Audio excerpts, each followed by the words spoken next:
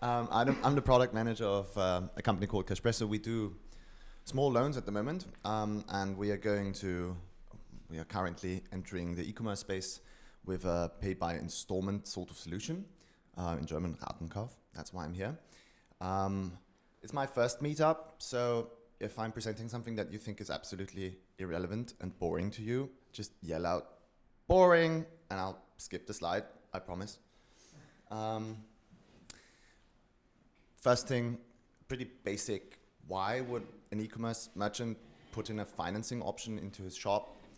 There are two things to really note. One is that it doesn't cannibalize any other payment options. And the second is that it does indeed increase the average order value. So basically what you get is more revenue. That's a basic bet of any financing option. And it makes sense for almost every shop, except if you sell, very low value, like €5 things, where you never get a basket that could be financed. So here it comes. I'm not a coder, so I thought I'd tell you things that I can tell you about, how and if and when financing options actually work. So in the German and Austrian market, basically you have two choices, legally speaking. I'm not going to go into the deep end of it. If you want to implement a financing option. One is factoring based, which is what people like RatePay do, or Klarna, or Paolution. I don't know whether who has done this? Can you raise your hands? There? Yeah. Okay. So how this actually works is that the customer buys something in installments from the merchant. So there's already sort of a credit agreement between the merchant and the customer, and then through a provider normally, like RatePay, Paolution, and such on, they sell the receivables to a bank. And that selling of the receivables actually pays out the merchant. This is the solution where you don't have identification needs. So this is where you don't have POS ident, where you don't have video ident. It just goes through. Every white label solution basically works like that. The problem, or one of the problems with this, is that the customer is not identified.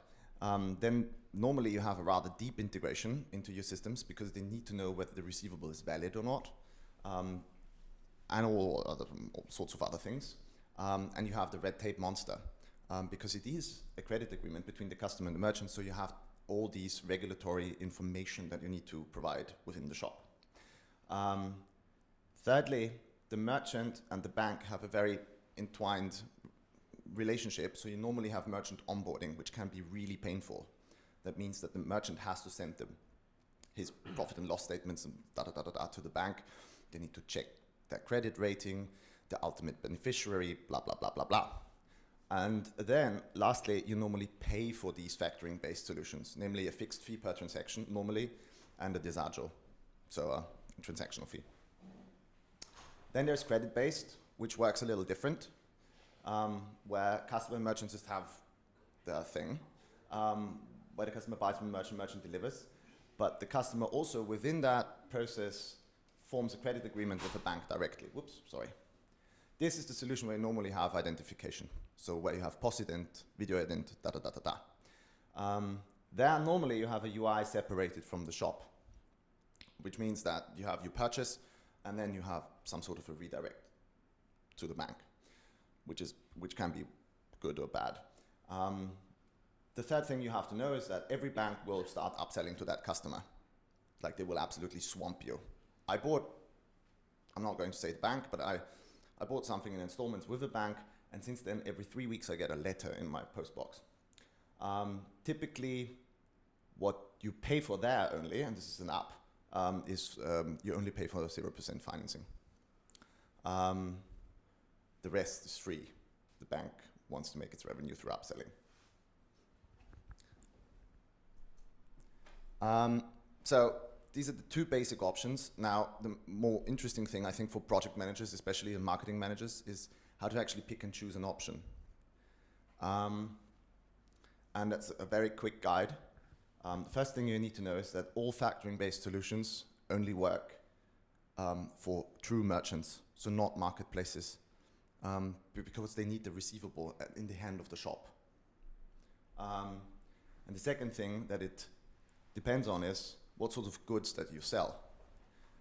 Because the factoring-based solutions only work because of the non-identification with goods that have relatively low reselling value because of identity theft problems. So basically, the rule of thumb is that the higher the reselling value of any good, the higher the discharge will be, because the higher the risk will be that the provider or the bank gets. Is that sort of clear? Oh, okay. Questions, just throw it in. The credit-based works basically for everything. Also works for marketplaces, which is especially in the travel industry, that's a big thing, right? Like most of the platforms in travel are marketplaces. Okay, then a short history of no-nos that occur within financing options. On the product pages, normally, the customer doesn't get a risk indication. So he or she doesn't know, do I get that financing option, how high it will be? He's basically in the midst of it and doesn't understand.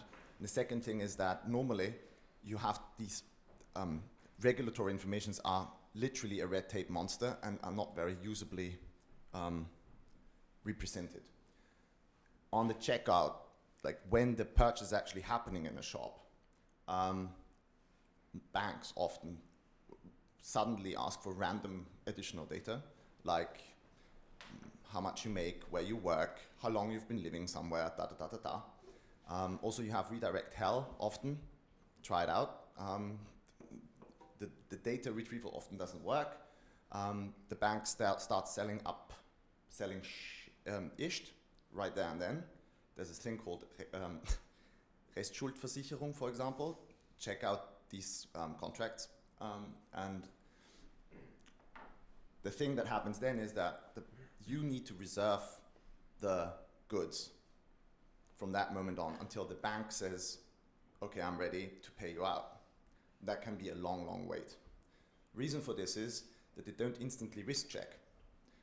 So the credit application will go into a manual process within the bank typically, and that can take from anywhere from 1 or 2 business days to 2 weeks, depends. The third is fulfillment.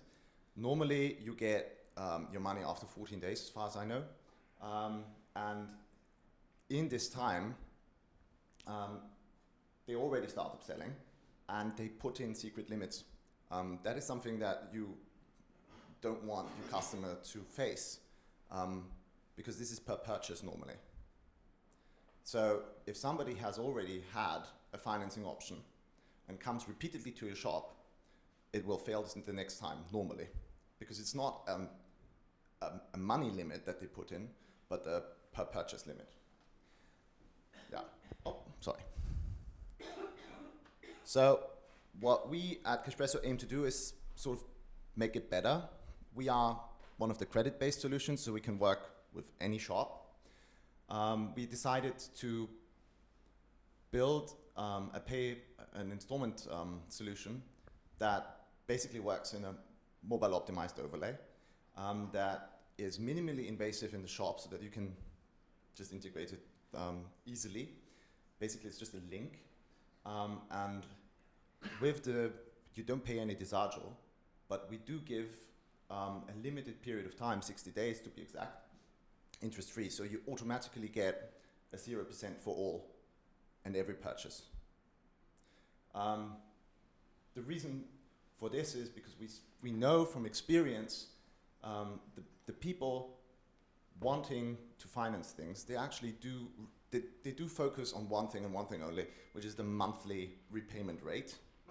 And some are triggered by 0% financing very, very hardly. It's a good marketing tool. So you can use that, although you don't pay for it. The second thing we do is that we make an instant risk check, an instant final risk check available on the product pages. So in this overlay, with minimal data that you know by heart, as a customer, you can check whether you're eligible for credit from Cashpresso or not, which is handy. The trick we did there too is sort of a Stripe solution. You can hand over data into this form, but the customer will consent to our data privacy there with us. So you also don't have any data privacy hassle.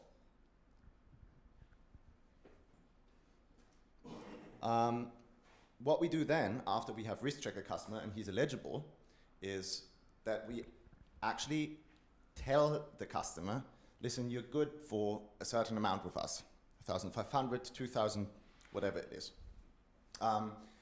That means that we're furthering, we try to further improve your average order value by telling a customer who has gone through a risk check how much he can spend with Cashpresso, guaranteed. It just will work. And we do that on the product pages. So when he's still searching or she's still searching for other things to buy, that risk check is sticky. So we put in a cookie and we remember a customer that has already had a risk check, whether he's coming back or whether he just browses for another product. We will always sort of signify to him, you're okay, it just will work. And the third thing is that we have this wonderful real-time calculator. Other people have that too, but we have it sort of, we turned it from its head on its toes, because you actually choose your monthly with us and not the duration of your credit. Yeah, then in a checkout, it basically works the same thing. It's like very frictionless. If on product you have already, if you already chose your monthly repayment, we will try to keep that. So basically it's just one, for most people, that's the default thing. We expect at least. They will press go forward and we'll be done. Here, you send in a request where you actually validate the purchase to our backend. And if the customer wants to do wants to change anything, it's the same thing again. Like before, it's an overlay. So pretty easy and non-invasive. Last thing, we do need to identify the customer. So we have that video call. Has anybody done that already? Yeah. Nobody else? Okay. What is this is AML. You need to, if you're a bank and you're forming a business relationship with an end customer, you need to identify them for money laundering reasons. This can be done in different ways. The best way currently for e-commerce is by video call. An agent will pick up. It takes about 4 or 5 minutes. You have to show your passport or another ID, and then you're basically done. It's pretty straightforward. And what we do is we keep the customer with you and your shop until this very last step, so that there will be a redirect to a separate tab, but everything else he or she does in the shop. Secondly, we have an app, which doesn't sound very important, but it actually is, because that video call often on desktop devices doesn't work as well as on a smartphone, just because of the quality of the sensors. Also, you can set a time valid with the request of the purchase. So you can say, okay, we will reserve this good for, I don't know, 2 days, 3 days, 2 hours. It's basically a timestamp. And we will remind the customer whenever he churns out of that process, we will send him an email with information that you provide for us.